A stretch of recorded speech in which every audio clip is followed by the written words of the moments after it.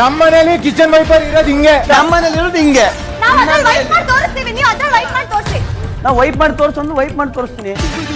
Big boss ಮನೆಯಲ್ಲಿ ಬೆಳ್ಳಂಬೆಳಿಗ್ಗೆ captainship task ಶುರುವಾಗಿದೆ. ನಿಮಗೆ ಗೊತ್ತಿರಬಹುದು, ನಿನ್ನೆ 4 ಜನ ಕ್ಯಾಪ್ಟನ್ಶಿಪ್ ಟಾಸ್ಕ್ಗೋಸ್ಕರ ಆಯ್ಕೆ ಆದ್ರು. ಅದರಲ್ಲಿ ಪ್ರಮುಖವಾಗಿ ನಿಮಗೆ ಗೊತ್ತಿರಬಹುದು ಗಿಲ್ಲಿ, ರಘು ಅಣ್ಣ, ಹಾಗೆ ನಮ್ಮ ಕಾವ್ಯ ಮತ್ತೆ ಸೂರಜ್, ಈ 4 ಜನಕ್ಕೂ ಕೂಡ ಈಗ ಕ್ಯಾಪ್ಟನ್ಶಿಪ್ ಟಾಸ್ಕ್ ಅನ್ನ ಬಿಗ್ ಬಾಸ್ ಕೊಟ್ಟಿದ್ದಾರೆ.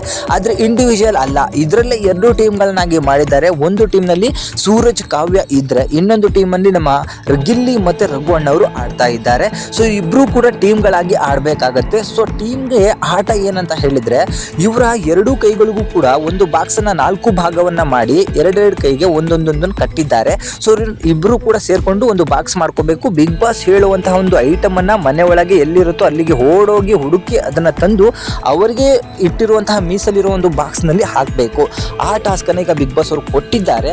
ಆದ್ರೆ ಬಿಗ್ ಬಾಸ್ ಹೇಳ್ತಿರುವಂತಹ ಐಟಮ್ ಮನೆಯಲ್ಲಿ ಒಂದೇ ಒಂದಿದೆ, ಯಾರು ಬೇಗ ಹೋಗಿ ತಗೊಂಡ್ ಬರ್ತಾರೋ ಅವರು ಗೆಲ್ಲುವಂತಹ ಸಿಚುವೇಶನ್ ಬರುತ್ತೆ.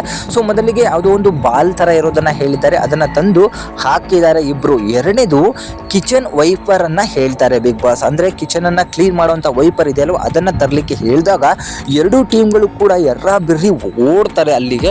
ಸೊ ಅಲ್ಲಿ ಎತ್ಕೊಂಡು ಬರುವಂತ ಭರದಲ್ಲಿ ಆ ವೈಪರ್ 2 ಭಾಗವಾಗಿ ಮುರಿದು ಹೋಗುತ್ತೆ. ಸೊ ಪ್ರಮುಖವಾಗಿ ನಾವು ಏನು ಒರೆಸ್ತೀವೋ ಆ ವೈಪರ್ ಬಂದು ಕಾವ್ಯ ಅವರಿಗೆ ಸಿಕ್ಕರೆ, ಆ ವೈಪರ್ ಇಟ್ಕೊಳ್ಳುವಂತಹ ಜಾಗ ಗಿಲ್ಲಿ ಅವರಿಗೆ ಸಿಗತ್ತೆ. ಸೊ ಗಿಲ್ಲಿ ಅವರು ಅದನ್ನೇ ತಂದು ತಮ್ಮ ಬಾಕ್ಸಿಗೆ ಹಾಕ್ತಾರೆ. ನಂತರ ಕಾವ್ಯ ಅವರು ಆ ವೈಪರ್ನ ಕೆಳಭಾಗವನ್ನ ತಂದು ಬಾಕ್ಸಿಗೆ ಹಾಕಿದಾಗ ಸೂರಜ್ ಹೇಳ್ತಾರೆ, ರಜತ್ ಅವರು ಹೇಳ್ತಾರೆ, ಇದು 2 ಭಾಗ ಆಗಿದೆ, ಹೇಗೆ ಇದನ್ನ ಕನ್ಸಿಡರ್ ಮಾಡ್ತೀರಾ ಅಂತ ಹೇಳಿದಾಗ, ವೈಪರ್ ಇರೋದು ಕಾವ್ಯ ಅವರಲ್ಲಿ ಅಂದಾಗ, ಗಿಲ್ಲಿ ನಮ್ದ್ರಲ್ಲೂ ಕೂಡ ಅರ್ಧ ಐತಲ್ಲ ಅಂದಾಗ ರಜತ್ ಅವರು ಹೇಳ್ತಾರೆ, ಇದನ್ನ ನೀನು ಟೈ ಅಂತ ಘೋಷಣೆ ಮಾಡಬೇಕು ಅಂತ ಹೇಳಿ. ಆಗ ಇದ್ದಕ್ಕಿದ್ದಂತೆ ಕಾವ್ಯ ಅವರು, ಸೂರಜ್ ಅವರು ರೈಸ್ ಆಗ್ತಾರೆ, ನಮ್ಮನೆಯಲ್ಲಿ ಕಿಚನ್ ವೈಪರ್ ಇರೋದು ಈ ತರ ಅಂತ ಹೇಳಿ.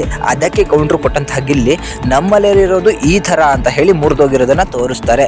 ಅದಕ್ಕೆ ಕಾವ್ಯ ಬಂದು ಗಿಲ್ಲಿಗೆ ಕೌಂಟರ್ ಕೊಡುವಂತಹ ನೆಪದಲ್ಲಿ ಅದರಲ್ಲಿ ವೈಪ್ ಮಾಡಿ ತೋರಿಸಿ ನೋಡೋಣ ಅಂತ ಹೇಳಿದಾಗ, ಗಿಲ್ಲಿ ಮುರಿದೋಗಿರುವಂತಹ ವೈಪರ್ನ ತಗೊಂಡೋಗಿ ಕಡ್ಡಿ ತರ ಅದನ್ನ ಒಂದು ಟೇಬಲ್ ಮೇಲೆ ಇದೇ ರೀತಿ ನಾನು ವೈಪ್ ಮಾಡೋದು ಏನಿವಾಗ ಅಂತ ಹೇಳಿ ಕೇಳ್ತಾನೆ. ಸೊ ಇವರಿಬ್ಬರ ಮಧ್ಯೆ ಈಗ ಸಿಕ್ಕಾಪಟ್ಟೆ ರ್ಯಾಶ್ ಆಗಿ ಜಗಳಗಳು ನಡೆದಿದೆ. ಕ್ಯಾಪ್ಟನ್ಶಿಪ್ ಟಾಸ್ಕ್ ಅನ್ನ ಗಿಲ್ಲಿ ಅವರು ಬಿಟ್ಕೊಡಲ್ಲ ಅಂತ ಹೇಳಿ ನನಗೆ ಅನಿಸ್ತಾ ಇದೆ. ಆದ್ರೆ 2 ಟೀಮ್ಗಳಾಗಿ ಮಾಡಿರೋದೇನಂತ ಹೇಳಿದ್ರೆ, ಇವ್ರು 2 ಟೀಮ್ಗಳನ್ನಾಗಿ ಆಡಿ ಯಾರು ಗೆಲ್ತಾರೋ ಅವರು ಫೈನಲ್ಗೆ ಆಯ್ಕೆ ಆಗ್ತಾರೆ. ಆಗ ಅವರಿಬ್ಬರ ಮಧ್ಯೆ ಒಂದು ಟಾಸ್ಕ್ ಅನ್ನ ಕೊಟ್ಬಿಟ್ಟು ಈ ವಾರದ ಕ್ಯಾಪ್ಟನ್ ಮಾಡುವಂತಹ ಸಿಚುವೇಶನ್ ಬರ್ಬೋದು.